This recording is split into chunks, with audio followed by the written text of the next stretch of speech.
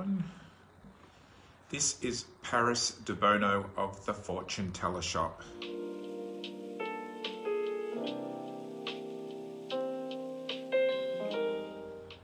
So we're going to do a question and answer video here. So you ask questions and I will try to answer. So it has to be tarot related. I prefer questions about tarot cards or situations about tarot cards rather than me just doing readings, because I prefer people learn and then you can do your own readings in the group. So if you have a question about like the tarot industry, tarot business, clients, questions that people have asked you, issues with reading cards that you've had blocks with, if you've had situations where can't read the cards or something like that, that's more the reason for me going live. Emily, any tips on reaching international clients or magazines? I want to expand more internationally. Any tips on reaching international clients? Probably through Facebook or through social media is the best way. Some through YouTube videos as well. Most of the people that know me internationally or through Facebook, or through perhaps Facebook and then a friend, they tell a friend. So I think it's just a matter of having a presence online somehow, and then you start to tap into things to international. So Betty's asked, what cleansing techniques do you do after reading, if any, psychic cleansing? Usually after a reading, I usually count my cards. And for me, the process of counting is a way of cleansing. And also it's a way of making sure all the cards are there so I'm complete. And I tend to do that before every reading and after every reading as well, depending on how much time I have. Like for example, this deck in particular, it's only got 24 cards, right? So if I was doing a client, I would literally count out the cards on the table. I'd go 1, 2, 3, 4, 5, 6, all the way up to 24, and then I'd start the reading. That's my way of getting my headspace ready for the reading as well. But I don't have any incense burning. I used to do that when I first began tarot. I would burn incense and all that kind of thing. But over the time, I've just got bored with that. So I don't do that anymore.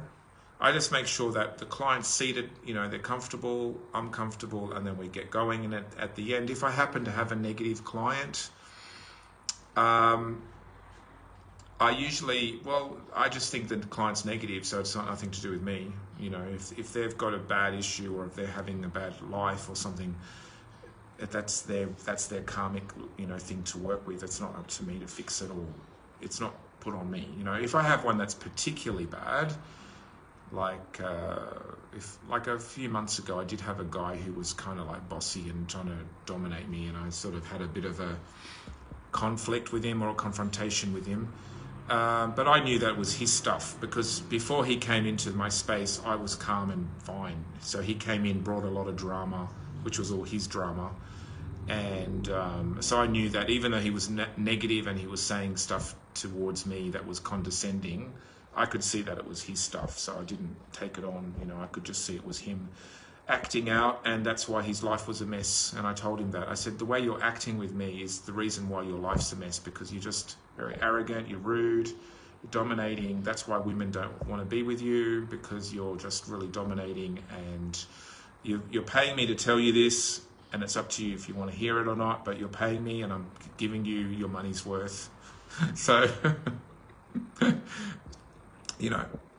that was it. So he left and I went and had a coffee. Okay, so a lot of people ask questions, but I've missed them all, okay?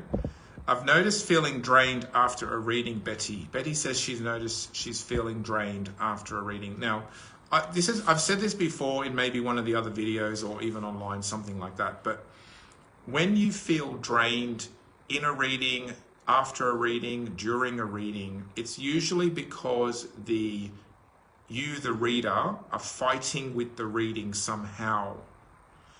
Okay, it's not, look, you may also have a client who's very draining. So I'm going to answer this in two ways. So when you feel drained in a reading, it's usually because of two things. You may have a client, number one, you may have a client who is very draining, like the black hole clients, I call them, where they're just negative, everything you say is negative, everything you say they hear as negative, okay? Their life is terrible, everyone hates them, you know, they're that kind of person where they're just draining and they are not, like I have one of those clients in Malta, I've already found one, thank you. She complains about everybody, she doesn't have a boyfriend or a partner, her kids treat her bad, her workmates treat her bad, her boss treats her bad, everyone treats her bad. Woe is me, right? She comes for a reading, I'm always wrong. She tells me I'm wrong. The next day she'll call me up and tell me how wrong I was in the reading. And I'll say, that's okay, I understand I was wrong. You know, I was obviously not the reader for you, so don't come back. She'll come back in a month later, tell me that I was right. And then she'll tell me how fabulous I was. And then I'll do another reading and then she'll tell me how wrong I was. And then the story begins. Okay? So there are draining people. Right? However, the other, number two, is if you feel drained in a reading, during a reading, after a reading, it's probably because you are fighting with the reading yourself. Okay, either you're trying to be accurate, you're trying to be right, you're trying to make the cards do what you want them to do. And so my point is, a reading, you should not feel drained because you are just the messenger. Okay, I always think of it like an electrical cord. You are just the cord with electricity is going through you, right, to the client. If the cord is tied up or tangled up or broken, that's when the electricity can't flow through, and that's when you'll have draining energy or blocking energy. Okay, so whenever you're drained, you've got to look at what you're thinking, what you're doing, what you're feeling. Maybe you're not reading the cards properly, or maybe you're trying to make the cards say something you want to see, or you might be trying to please your client if you're doing reading for someone else. Maybe you want to impress them or show them that you're, you know, whatever it is, there's a block, and that type of block is yourself. So yes, there are people who are negative. See, when I get a negative client, I'm still not blocked because I can see that they're negative. When I was younger in the tarot industry, I would get blockages or I would get drained when I was trying to impress someone or when I was trying to kind of make the cards say what I wanted to say. That's the only time I used to get drained, when it was a fight, when I was fighting with the cards. Okay? Now when I have a client who's draining, I don't let them drain me because I can see what they're doing. You know? So that would be the way that I would answer that, is most of the time it's ourselves draining ourselves. Okay?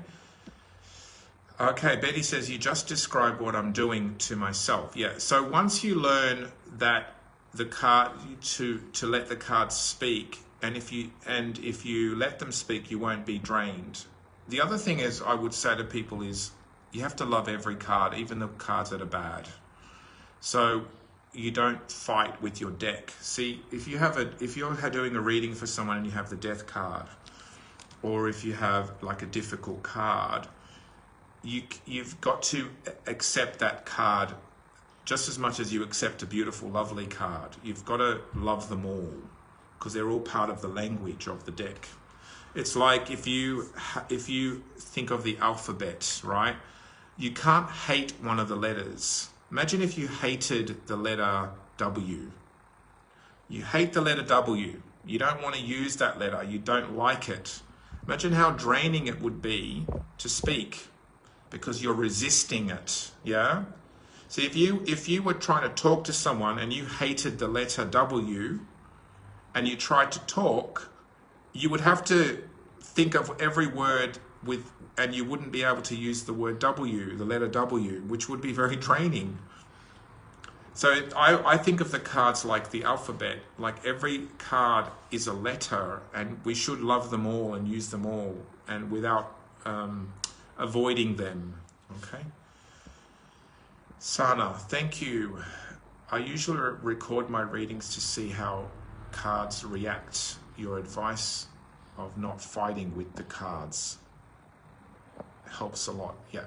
So just to go back on the feeling of feeling drained, if you catch yourself or notice yourself being drained, think to yourself, did I want to do that reading? Was I enjoying doing the reading? Was I trying to make the cards say what I wanted to say or wanted to see? Ask yourself those kind of questions. You know, were you flowing with the cards or were you fighting with the cards? And you'll start to see why you're drained. Okay, because like I said before, if you are just a channel for the messages, you won't be drained. I never get drained. Like I said before, even if I have a client who's draining, I notice it. I say, okay, this person's negative. Everything they see in the world is negative. And then I will speak to that. You know, sometimes I'd confront them on it. Sometimes I say, notice how everything is negative. Your boyfriend, your girlfriend, your neighbors, your friends, your family, everyone's negative. Everyone hates you. So you've noticed that that's you. That's your perception. So yeah, I've been teaching. I started teaching tarot in 1995, and by then I had already been doing readings for 5 years. So I started reading tarot in 1990. I started reading professionally in 1990, and for 5 years, I pretty much learned what works, what doesn't work, how to read the card. When I used to get stuck on a card, how to work around that. When I used to get drained by a client, I talked about that already. And then I started to teach, and over the years I've continued teaching every year since 1995. Every year I would do courses. I also teach astrology, and I also teach palmistry, and also teach gypsy cards, and I also teach Lenormand, and also numerology too. So yeah, so I love teaching. I actually prefer teaching than doing readings, actually. I prefer to teach than to read more. I like reading as well, but teaching is it's where I get to play a little bit more, you know, and to be more expressive, you know, explaining things to people, stuff like that. I think I'll leave this video here. A good day. This is Paris Debono of the Fortune Teller Shop. See you later.